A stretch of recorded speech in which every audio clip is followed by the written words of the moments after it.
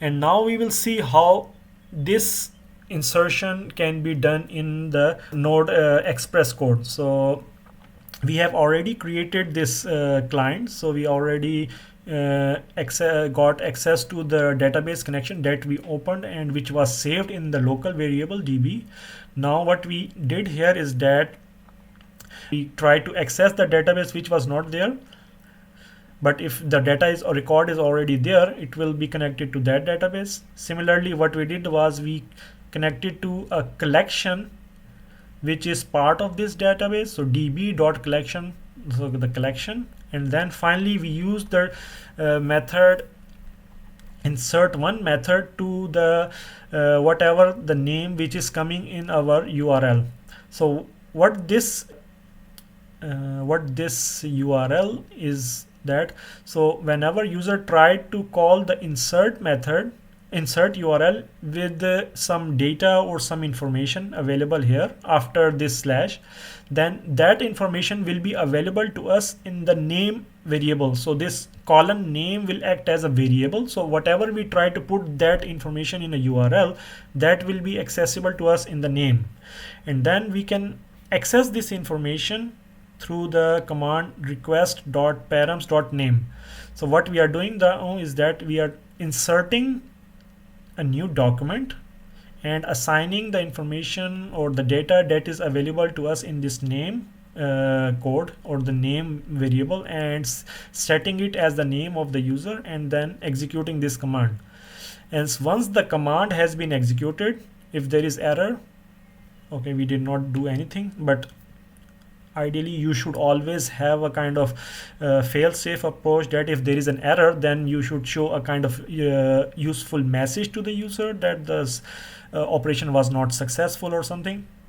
And the result is the kind of object which gives you additional information about the for example, what we saw, that this kind of information, the ID and this.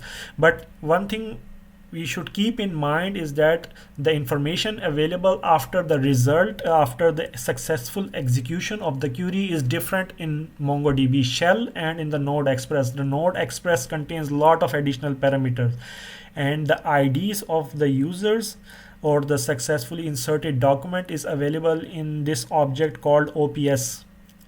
And since we know that there is only one document inserted, that's why we try to access the item on the 0th index and return it to the user. So let's try to generate this endpoint. So I think we can get the code from here. So this is our code. We copy this code and then we put it in our, okay, so this is, so this is our code. So what this will do is we have now created an insert endpoint with the name, and then we are going to use the collection which is defined in our name, which is users. So right now, and then what we are going to do is now we are going to save it, and now we are going to execute the server. So I don't need to restart the server because I'm using NodeMon. So as soon as I save something, and the NodeMon automatically detects the change and restart the server. Now if we try to do insert, and then we have to provide some information.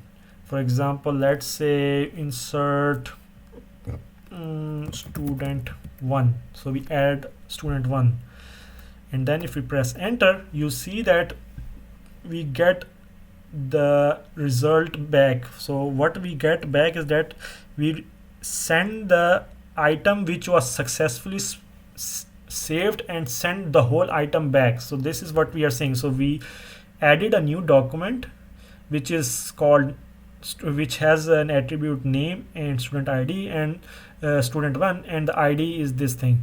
So if we go to our console MongoDB shell, now if we try to see find, you see that there is now another user, student 1.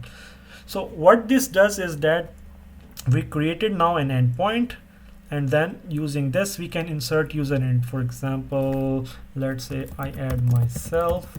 Now I have added myself as as one of the users, and it's available in the document in the database. With this, you will be able to successfully insert one document at a time in a database. And as you can see, it is relatively simple to insert. So there is one command, insert, and then either you can use insert one or insert many. Okay, in order to show what kind of data available to you when the command is successfully inserted, maybe I can show you. So we can always use console.log, and then I will copy this. So I will print this whole result object on my log. So the log will be this one. So where here you will see all the information. Now let's try to execute another one. So let's add student 2. So now student 2 has been added, and if we go to the console now, then you see that there is a lot of information available. So there is a result with number which says that number of inserted 1, and okay means everything was okay, but there is additional information which is very specific to the MongoDB or specific to the node. So the address, the socket which is used, and all this information, connection string.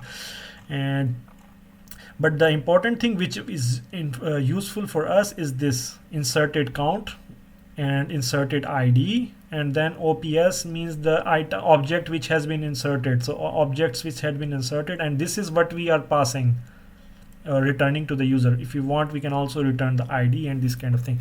And this way you can